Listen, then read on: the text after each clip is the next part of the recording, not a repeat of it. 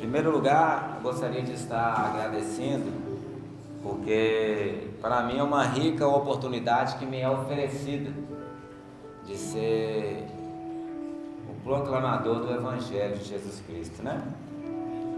Sabemos que nunca houve uma era, um tempo mais necessário de se expor às verdades do Evangelho. Por que eu digo isso? Devido ao fato de nos últimos tempos ter se crescido tantas portas têm sido abertas que proferem, o nome de Jesus, mas muitas das vezes não é o Evangelho de Cristo que tem sido anunciado. Aí vocês poderiam falar: irmão, não pode julgar, isso é pecado, mas eu falo, assim como Paulo dizia, assim confirma comigo o Espírito Santo, testemunhando a minha consciência de que fala a verdade, não minto. Porque nunca houve um tempo tão necessário de se expor, de se pregar o Evangelho. E esta é uma tarefa dura e árdua, porque por mais que a gente tente exaustivamente expor ou tentar fazer-se conhecido o mistério do Evangelho, a gente sempre vai falhar, porque não tem como. Ainda que nós tivéssemos um vocabulário de um serafim, seríamos ainda incapazes de anunciar a tão grandiosa graça que foi derramada por nós na cruz do Calvário, amém? Eu convido os irmãos a estar abrindo a palavra do Senhor na carta de Paulo aos Efésios, no capítulo de número 3.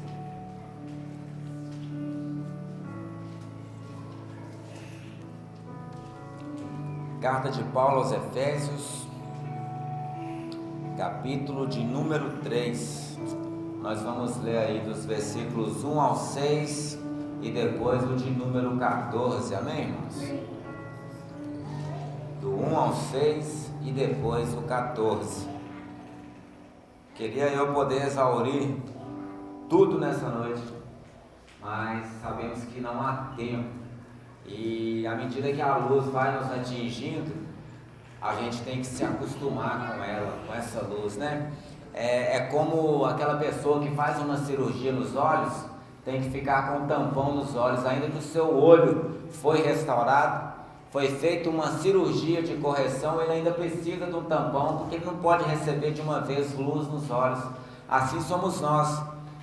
Nós, segundo o capítulo 2 de Efésios, nós estávamos mortos em pecados e delitos, mas Cristo nos ressuscitou, porque Deus nos ressuscitou juntamente com Cristo.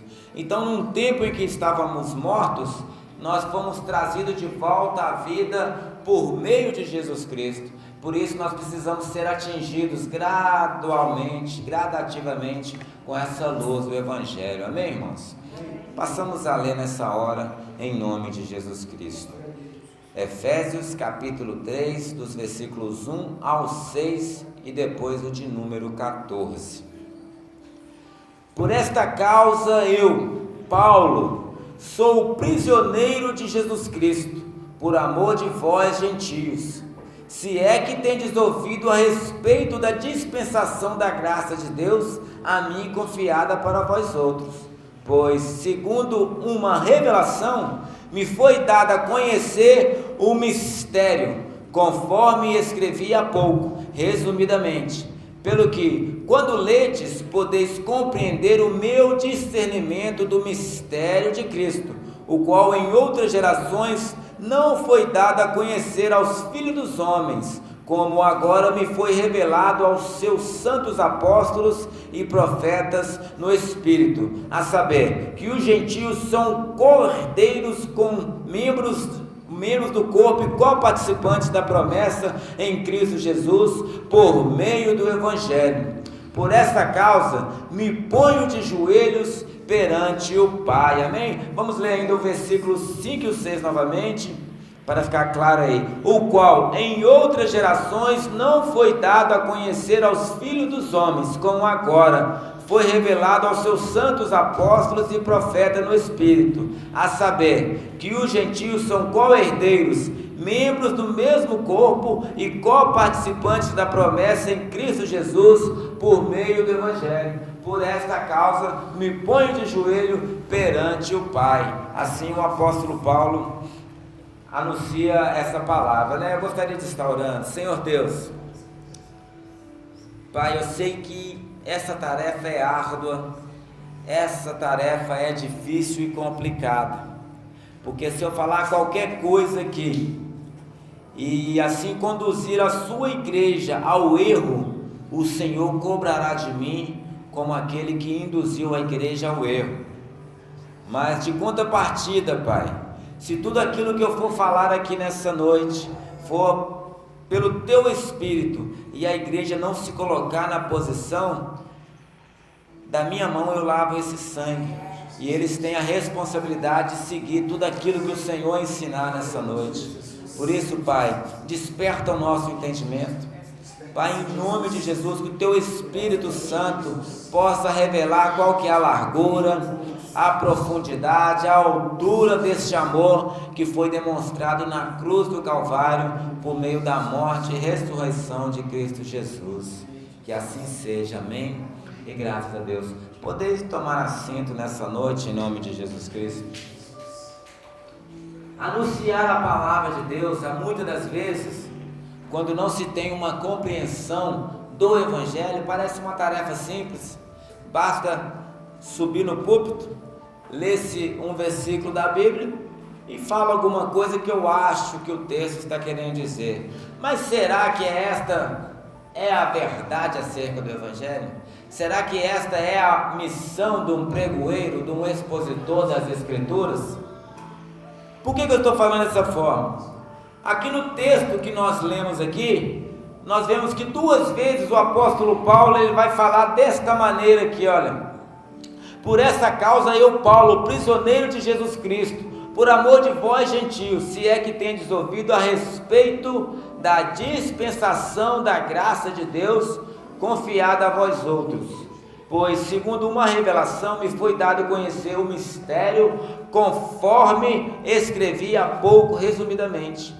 Pelo que, quando ledes, podeis compreender qual é o meu discernimento do mistério de Cristo, o qual em outras gerações não foi dado a conhecer aos filhos dos homens, como agora foi revelado aos seus santos apóstolos e profetas no Espírito, a saber que os gentios são co-herdeiros, membros do mesmo corpo e co-participantes da promessa em Cristo Jesus por meio do Evangelho. Aí mais adiante Paulo vai falar o quê? Que por essa causa eu me ponho de joelho perante o Pai.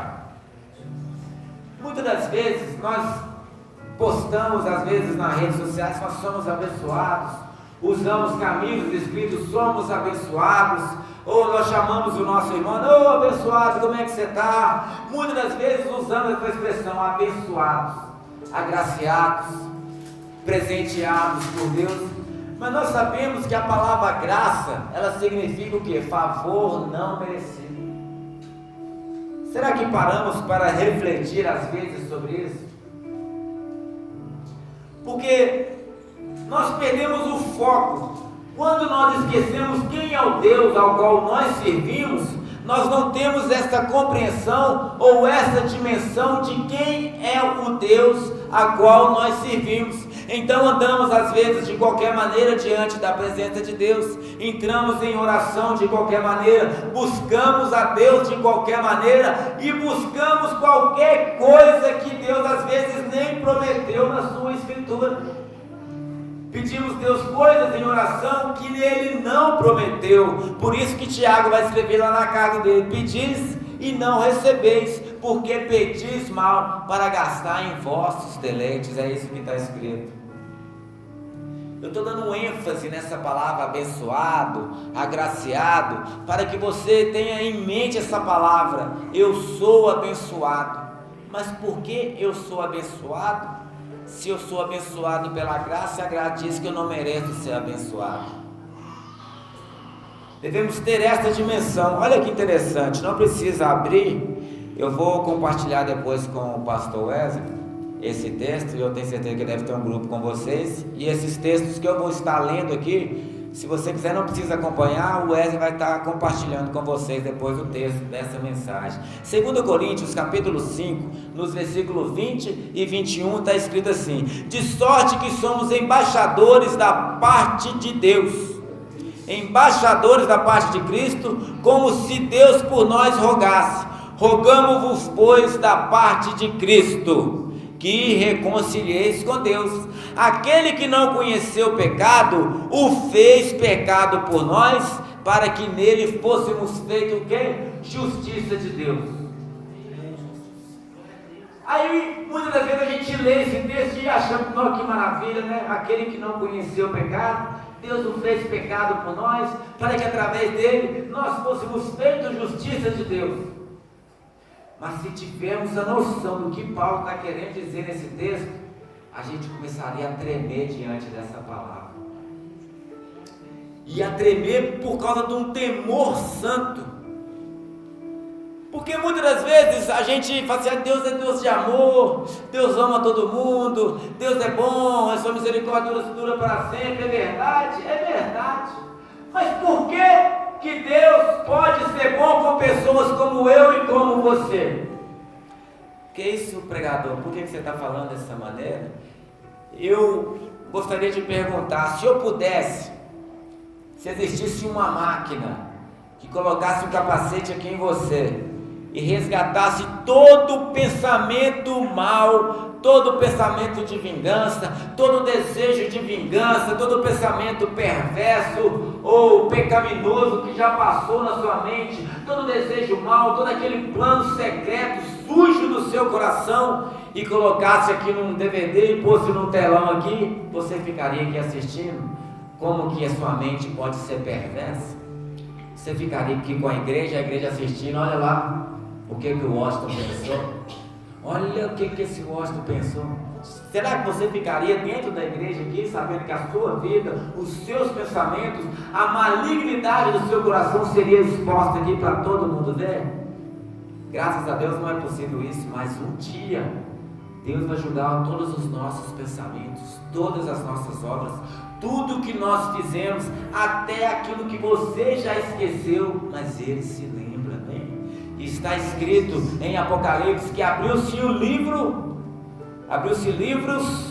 e abriu-se outro livro, que é o livro da vida. Sabe esses livros que está no plural? A Bíblia a gente estuda, conhece como livros da memória.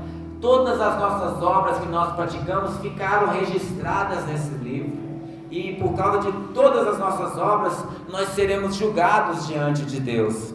Mas eu quero que você entenda, quando eu li aqui em 2 Coríntios, capítulo 5, nos versículos 20 e 21, que aquele que não conheceu o pecado, ele quem Deus o fez pecado por nós, para que através dele nós fôssemos feitos justiça de Deus.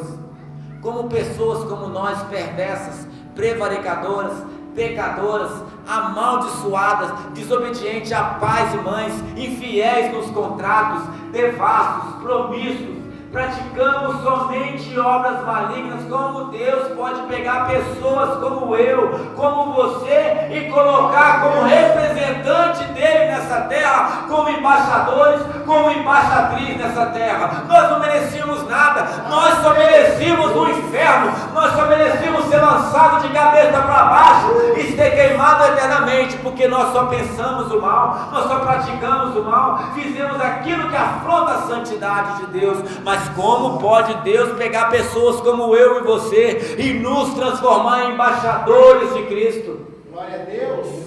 Só é possível porque no versículo 21 está escrito que aquele que não conheceu o pecado, Ele o fez pecado por nós, para que através dele nós fôssemos feitos justiça de Deus.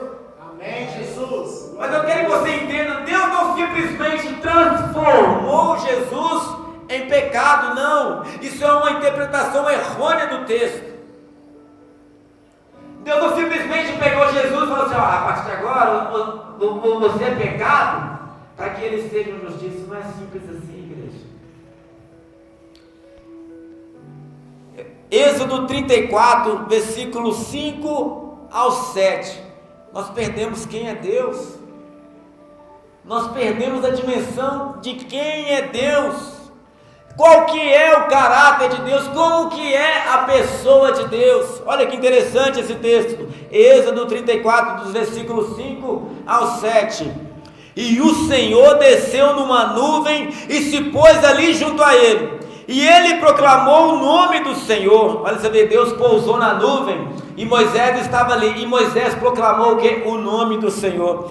Passando, pois, o Senhor perante ele quem? Moisés clamou: Senhor, Senhor Deus, misericordioso e piedoso, tardio em se irar, grande em beneficência e em verdade, que guarda a beneficência em milhares, que perdoa pecado, que perdoa transgressão, que perdoa iniquidade, e ao culpado não tem por inocente, que visita a iniquidade dos pais sobre os filhos e sobre os filhos dos filhos até a terceira e quarta geração. Existe um problema gravíssimo nesse texto. Se ele não for claramente interpretado, podemos caminhar em heresia e assim ser condenados no fim. Porque o texto está falando que ele é bondoso, é piedoso, é misericordioso, que ele é tardio em se irar, e ele perdoa o pecado, a transgressão e a iniquidade, e ao culpado não tem por inocente. Como pode um Deus que perdoa o pecado, a transgressão e a iniquidade, mas não deixa o culpado se tornar inocente? Não parece que há uma gravidade, um problema nesse texto? Se ele perdoa o pecado, a transgressão e a iniquidade, mas não deixa o culpado inocente, como que ele pode perdoar e não deixar o culpado sair inocente? Parece que tem um problema. Vamos tornar mais complicado esse problema? Provérbios capítulo 17, versículo 15, está escrito assim: o Senhor odeia o juiz que absolve o perverso e que condena o justo. É uma abominação a ele, tanto um como o outro. Olha, você vê, Deus detesta, Provérbios 17, 15. Deus detesta o juiz, ou algumas versões vai dar o que justifica, é a mesma coisa. Deus detesta o que justifica o perverso, mas que condena, Provérbios 17, 15, e que condena o inocente. Então, para Deus é uma abominação um juiz que condena o justo. E é uma abominação também para Deus aquele que absolve o culpado.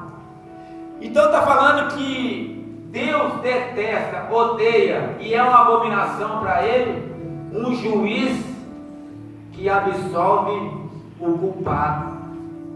Então, como pode, voltando lá em Êxodo, um juiz que perdoa o pecado, a transgressão e a iniquidade, que não tem o pecado, o pecador como inocente, ou o culpado como inocente, e ele, para ele é o que? Uma abominação. Ele detesta o juiz que perdoa o culpado. Então, como Deus pode perdoar pecado, iniquidade e transgressão sem ele mesmo se tornar uma abominação? Porque parece que é uma contradição. Num texto fala que ele perdoa o pecado, a transgressão e a iniquidade, no outro ele fala que quem absolve o culpado é uma abominação. Deus parece que está contra ele mesmo nos textos. Mas como Deus pode fazer isso sem que ele se torne uma abominação? Vamos tornar um pouquinho mais complicado ainda. Salmo 32, versículos 1 e 2. Glória a Deus. Vamos subir um pouco esse Everest que se chama Jeová, e vamos subir nesse monte para alcançar a mente dele, para entender como ele pôde nos perdoar sem se tornar uma abominação, sem ser algo detestável, deplorável diante dele mesmo. Salmos 32, versículos 1 e 2. Algumas versões pode estar feliz é aquele, né? Na minha versão está bem-aventurado, outras pode estar mais do que feliz, enfim. Bem-aventurado é aquele cuja transgressão é perdoada, cujo pecado é coberto. Bem-aventurado é aquele a quem o Senhor não atribui iniquidade, cujo espírito não há engano. Quem aqui pode falar que o espírito dele nunca teve iniquidade e nem engano? Quem aqui pode falar que nunca praticou nada que afrontasse a santidade de Deus. Por que eu estou perguntando isso? Olha que interessante, no versículo 1 aí de Salmos 32. Bem-aventurado é aquele cuja transgressão é perdoada, cujo pecado é coberto. As donas de casa vão entender isso talvez melhor do que nós, apesar que a gente gosta de arrumar a casa também. Sabe, Fabiana, quando você pede o Wesley para varrer o chão e vai lá e varre a sujeirinha para debaixo do tapete, esconde lá para você não ver? Aqui não parece nesse texto que há algo estranho, errado aqui? Está falando que feliz é aquele que o pecado é coberto. Sabe quando você varre a sujeira para debaixo do tapete? Como então Davi está louvando a Deus que cobriu o pecado dele? Como pode Deus ser um justo juiz e cobrir pecado?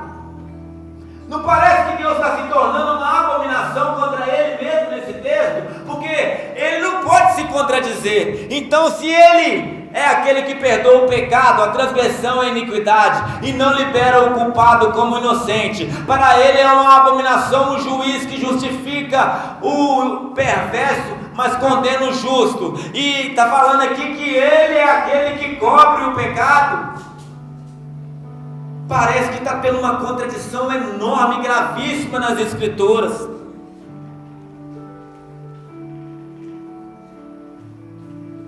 Glória a Deus, igreja. É tão interessante.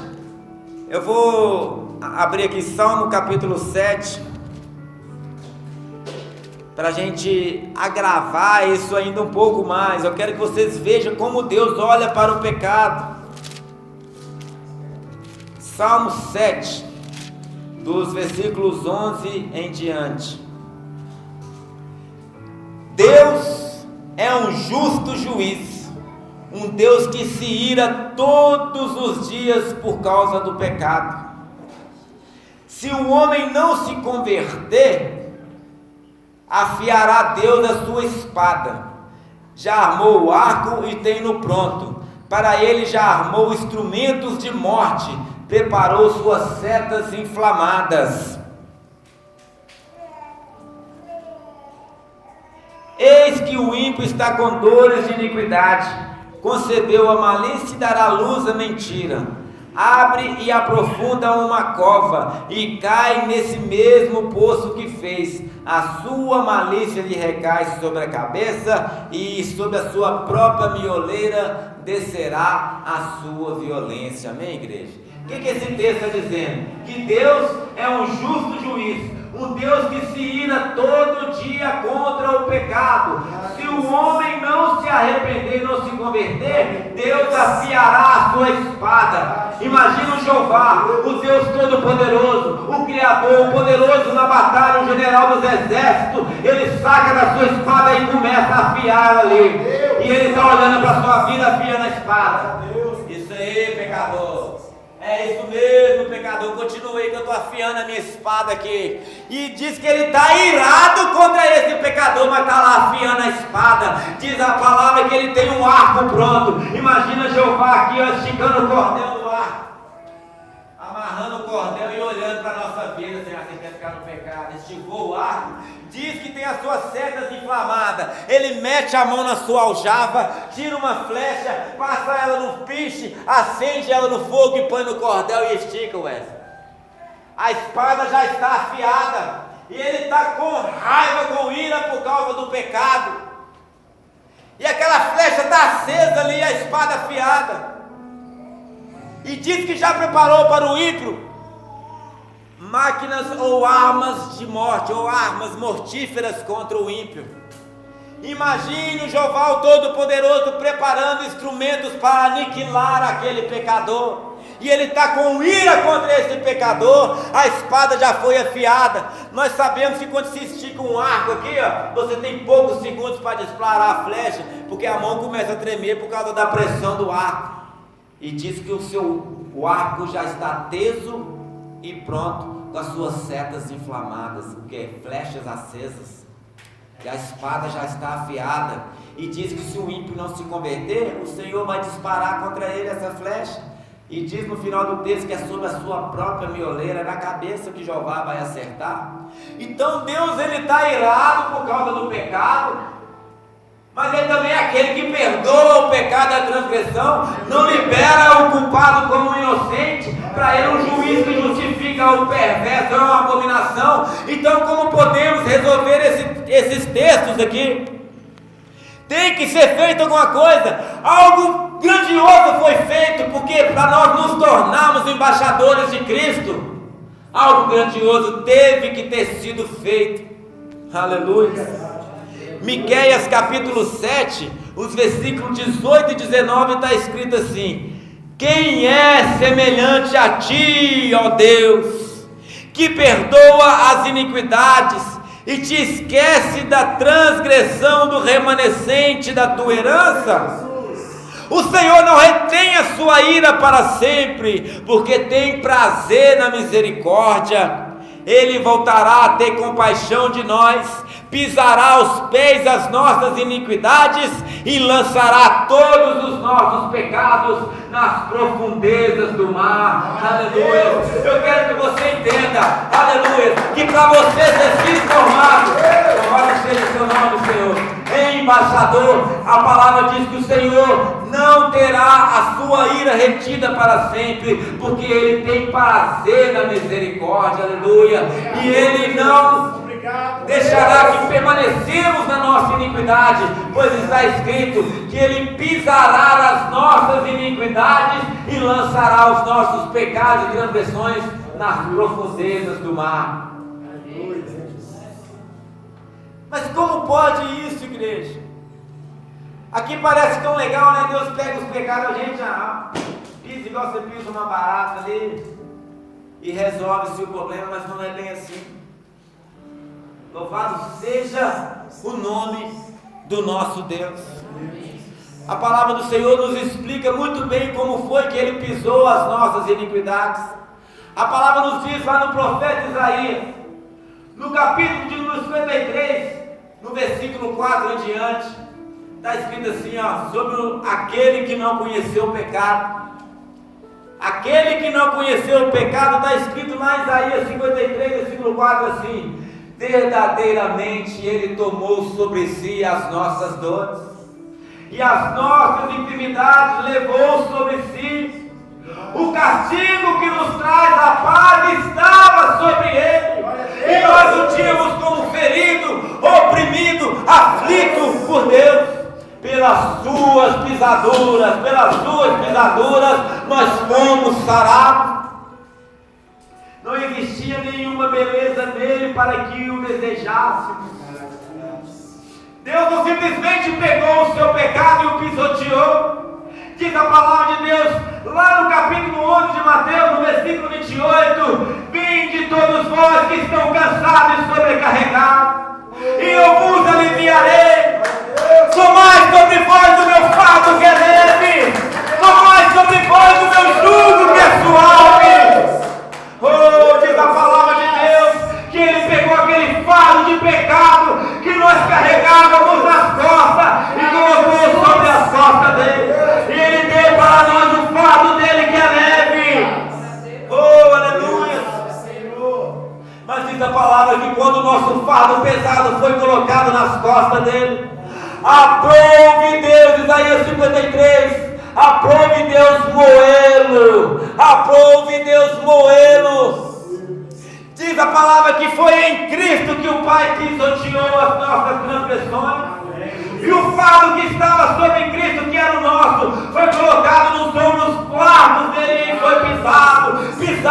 O próprio Pai pisoteou ali com força. Oh, aleluia. A palavra de Deus nos ensina isso em João, no capítulo 13, que na preparação da ceia ali, Cristo tira as suas vestimentas, se cinge com a toalha e ajoelha-se aos pés dos discípulos e começa a lavar os pés dos discípulos ali. E depois ali eles ceiam e vai para um lugar chamado no hebraico Gat Shammai, traduzido para nós aqui, é o Getsemane.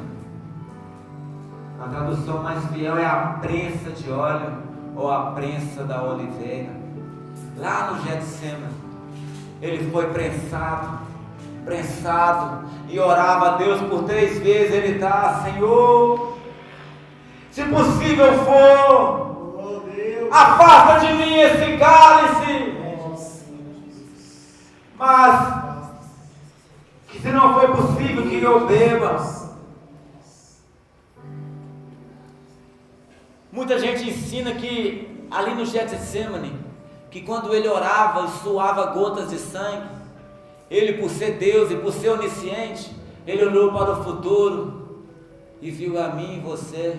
Aí ele pensou: ó Pai, eu não posso deixar de beber esse cálice, senão não vou ter meus filhos na minha presença. Isso é uma verdade? Sim, é uma verdade, mas não é toda a verdade.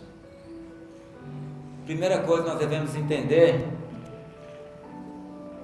ou tentar entender, o que tinha nesse cálice que o tornava tão indesejável pelo nosso Cristo. O que tinha para ele beber, que ele orou 3 vezes, que nem Paulo orou, para que o espinho da carne fosse tirado dele. E ele por 3 vezes orava ao Pai: afasta de mim esse cálice, afasta de mim esse cálice, afasta de mim esse cálice. Salmo 75, 8 está escrito assim: porque na mão do Senhor há um cálice, cujo vinho espuma, cheio de mistura, dele dá a beber e sorvem-no até a última gota, todos os ímpios da terra. Mas parece assim, um cálice com vinho que espuma, parece que é algo assim: nós já bebemos tanta coisa que espuma, cerveja que espuma, com vinho que espuma deve ser um vinho talvez fermentado, um champanhe, uma coisa. Mas eu quero que você entenda, Jeremias ele vai mais fundo, porque ele era profeta. Davi sabia que da casa dele viria o Messias, e essa profecia era acerca do nosso Cristo. Esse era o cálice, porque na mão do Senhor um cálice cujo vinho espuma, cheio de mistura, dele dá a beber e sorvem-no até a última gota todos os ímpios da terra. Então esse cálice era para todos os ímpios da terra. Vocês estão me entendendo a quantidade que era para tomar desse cálice? Só que Jeremias, no capítulo 25, do versículo 15 ao 18, está escrito assim: pois assim me disse o Senhor, o Deus de Israel: toma da minha mão o cálice do vinho do meu furor, e faz com que beba todas as nações a que eu te enviar. Beberão, cambalearão e enlouquecerão por causa da espada que enviarei entre elas. É nessa hora que o nosso Cristo faz isso aqui no versículo 17. Então tomei o cálice da mão do Senhor e fiz com que todas as nações o bebessem, Jerusalém, cidade de Judá e os seus reis e príncipes, para fazer deles uma desolação, objetos de horror, zombaria e maldição, como se hoje se vê. Só que o nosso Cristo, ao tomar esse cálice da mão do Senhor, ele não deu para as nações beber, porque ele orou: Pai, se não for possível que eu passe desse cálice sem que eu beba, eu o sorverei, eu o beberei. Era por isso que o nosso Cristo não queria esse cálice, porque ele sabia que quem tomasse desse cálice, olha o que aconteceria. Versículo 16: a quem eu enviar beberão, cambalearão, enlouquecerão. E mais abaixo está falando o que seria o que? Objetos de desolação, objeto de horror, objeto de zombaria, e seria amaldiçoado. E o nosso Cristo, sem pensar 2 vezes, por amor de nós, ele toma aquele cálice da mão do Senhor e começa a degustar dele, vai bebendo, bebendo, bebendo, até que não sobre e não reste nenhuma gota, conforme o Salmo 75, 8. Não restou nenhuma gota para que nós bebêssemos. Ele bebeu todo aquele cálice. E quando ele ali é colocado sobre ele os nossos fardos, E ele vai para a prensa de óleo naquela cruz do Calvário. E ali naquela cruz, com nossos fardos nos lombos dele, com todas as maldições de todos os ímpios da terra, ele ali, assumindo a culpa dos nossos pecados, porque está escrito que o escrito de dívida que era contra nós, ele foi aquele que pagou, ele riscou a cédula que era contrária contra nós e a cravou na cruz do Calvário. Glória a Deus, obrigado, Senhor. Mas é tão lindo, tão poético falar dessa forma. Mas eu quero que você entenda que quando o Pai estava com a espada afiada para dar um golpe sobre nós, o nosso Cristo entrou na frente e falou: Pai, espera por um momento. Eu os amo, Pai. Não derrama agora a sua ira sobre eles, porque eu os amo, Pai. Eu quero, Pai, que o Senhor coloque aqui, ó, amontoa aqui todas as dívidas deles, todos os crimes, todos os pecados, todas as leis que eles quebraram, tudo aquilo que eles te devem, Pai, coloca aqui e não deixe que reste nada para que eles tenham que pagar, pois eu pagarei tudo que eles devem, todas as contas, e não vai restar nenhum centil, nenhum centavo para eles pagarem. E o pai levanta no trono e olha para o filho e fala: meu filho, assim como eu não teria misericórdia deles, eu também não terei misericórdia de ti. Já que você vai assumir a culpa dos crimes dele, você será condenado no lugar deles. Isaías capítulo 6, versículo 8. Perdão, capítulo 8, versículo 6. Cristo fala: eis-me aqui, envia-me a mim. E o meu Cristo, o seu Cristo, por querer que nós passemos a eternidade com Ele na glória, Ele assume a culpa dos nossos pecados, porque aquele que não conheceu o pecado, Ele foi feito pecado em nosso lugar, para que através dele nós fôssemos feitos justiça de Deus. Aleluia, Jesus, obrigado. Obrigado, Espírito Santo. Mas que leis eram essas que nós quebramos? Gálatas capítulo 3, versículo 10, está escrito assim. Eu vou ler o 10, o 13 até o 16. Aliás, o 13, o 14 e o 16. Gálatas 10, 13, 14 e 16. Pois todos os que são das obras da lei estão debaixo de maldição, porque está escrito: maldito todo aquele que não permanecer em todas as coisas escritas no livro da lei para as praticar. 13. Cristo nos resgatou da maldição da lei, fazendo-se Ele próprio maldição em nosso lugar, porque está escrito: maldito todo aquele que for pendurado no madeiro. 14. Para que a bênção de Abraão chegasse aos gentios em Cristo Jesus, a fim de que recebêssemos pela fé o Espírito prometido. Ora, as promessas foram feitas a Abraão e ao seu descendente. Não diz aos descendentes como se falando de muito, porém como falando de um só, ao seu descendente, que é Cristo. Versículo 16. Nenhum de nós, por mais que nos esforçássemos, por causa da dureza, por causa do rigor e do terror que era a lei de Moisés, nenhum de nós, por mais que tentássemos, conseguiríamos obedecer toda ela. Primeiro ponto: o pecado de Adão e Eva foi imputado a nós. Então todos nós, nascidos de mulher, nascemos debaixo de maldição.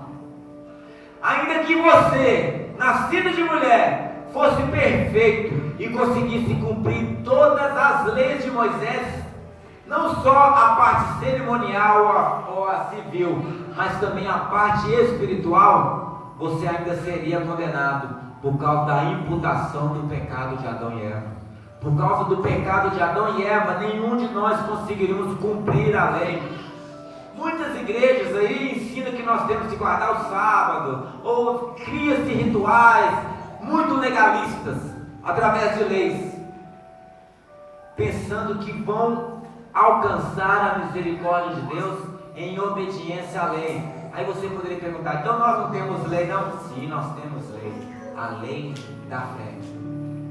A lei da fé, ela é muito mais severa do que a lei de Moisés. Então, todo aquele que não cumprir a lei de Moisés está debaixo de maldição. Mas está dizendo que ele que em Cristo se fez maldição em nosso lugar, para que através dele nós fomos feitos o que? Justiça de Deus pela fé. Se é pela fé, já não é por obras da lei, vocês me entendem? Então é por fé em quem? Por fé em Cristo Jesus. Só que é tão interessante que o versículo 16 de Gálatas 3 está escrito assim: ora, as promessas foram feitas a Abraão e ao seu descendente. Não diz e aos descendentes, como se falando de muitos, porém como falando de um só, ao seu descendente, que é Cristo. Então, se o descendente é Cristo, a lei foi dada para quê? Paulo explica isso em Romanos, que a lei foi dada para aumentar o pecado, para abundar o pecado. Porque eu não conheceria o pecado se a lei não me dissesse que era pecado. Então, com a nossa consciência, nós sabemos que a lei é boa, justa e perfeita. Porque se a lei fala, não adulterará, e você fala, eu não quero ter que obedecer uma lei dessa, não adulterará. Então quer dizer que seu coração é perverso, porque você quer adulterar, não é verdade? Mas a lei vem para te proteger, não adulterarás, por quê? Para que o próximo não observasse o seu marido ou a sua esposa e tivesse desejo por ele. A lei vem para te proteger, não para te travar, te engessar, mas vem para te proteger. E quando fala não cobiçarás, não é porque Deus não queria que você cobiçasse algo, mas é para que alguém não cobiçasse aquilo que era seu. Então a lei veio para te proteger. Mas como nós somos perversos, nós quebramos todas as leis de Deus, todas elas. Então a lei, ela foi dada para Abraão e o seu descendente. Abraão como pai daqueles que têm fé, e ao descendente.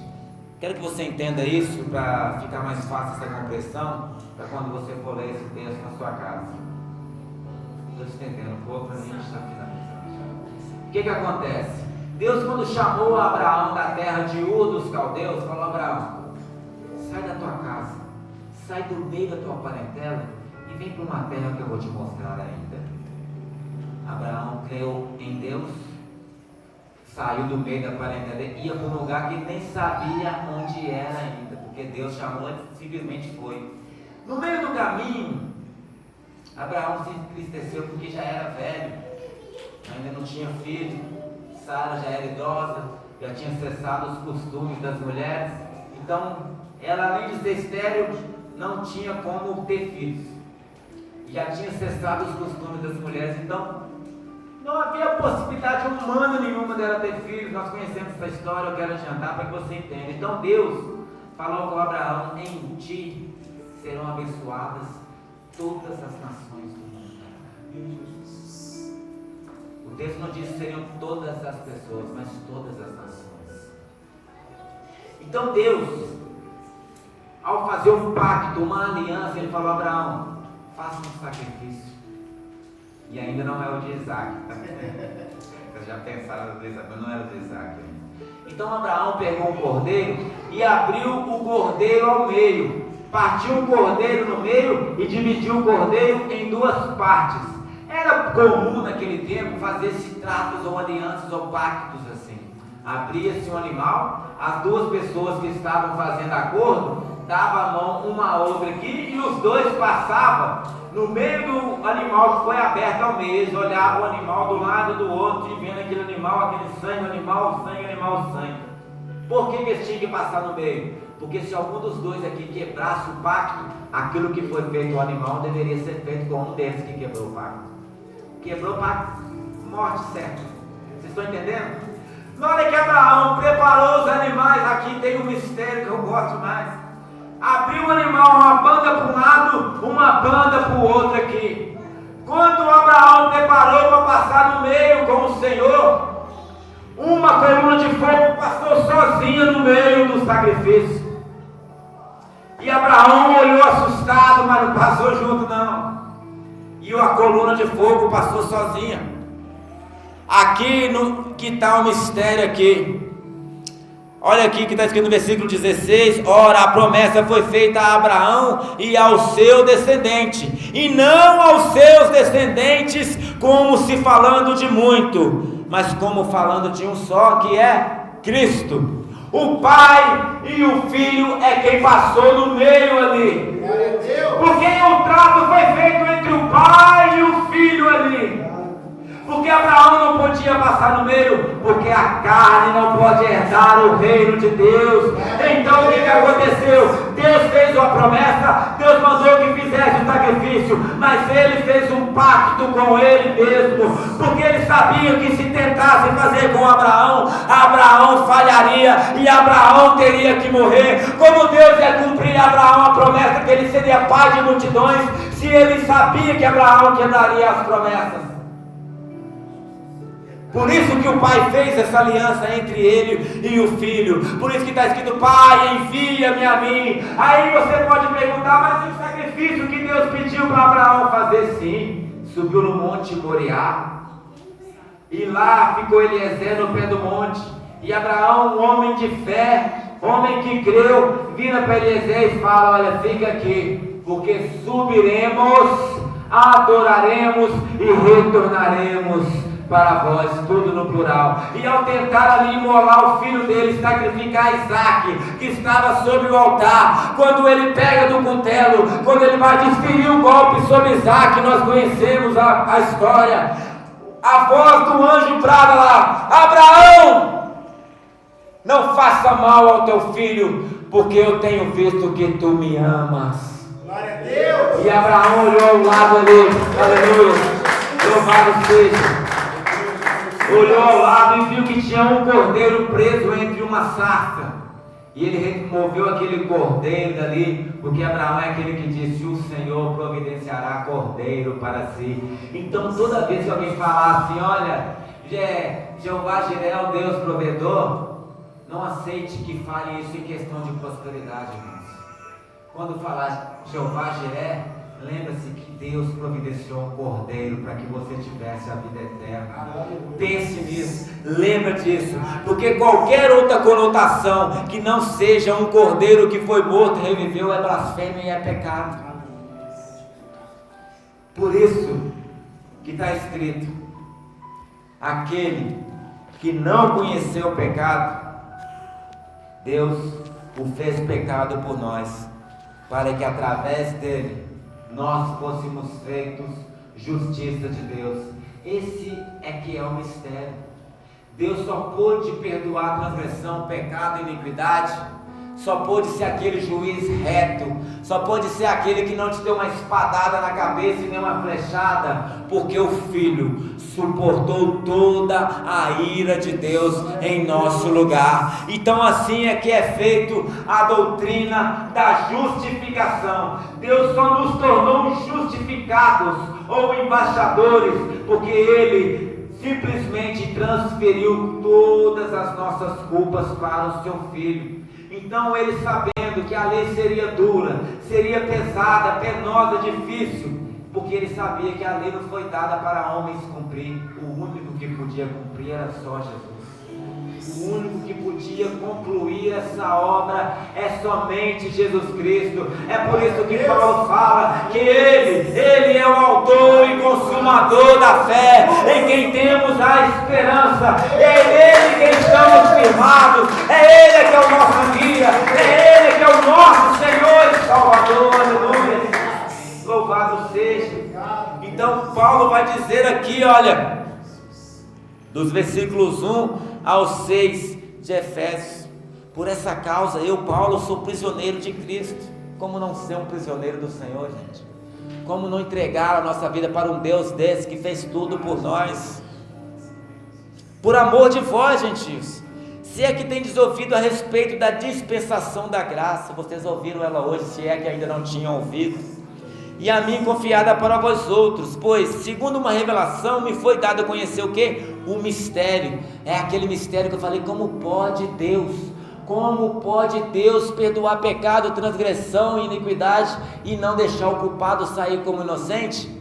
É simplesmente pegando o filho dele e colocando no nosso lugar e condenando ele, para que através dele nós fôssemos feito o quê? Justiça de Deus. Pois segundo uma revelação me foi dado conhecer o mistério, conforme escrevi há pouco, resumidamente, pelo que, quando ledes, podeis compreender o meu discernimento do mistério de Cristo, o qual em outras gerações não foi dado conhecer aos filhos dos homens como agora foi revelado aos seus santos apóstolos e profetas no Espírito, a saber que os gentios são co-herdeiros, membros do mesmo corpo e co-participantes da promessa em Cristo Jesus por meio do Evangelho. Essa promessa que foi feita a quem? Ao pai Abraão, mas a aliança foi feita entre o pai e o filho. E o pai enviou o filho para morrer, porque está escrito: filhinhos, não pequeis. Se todavia alguém pecar, temos um advogado junto ao Pai, Jesus Cristo justo.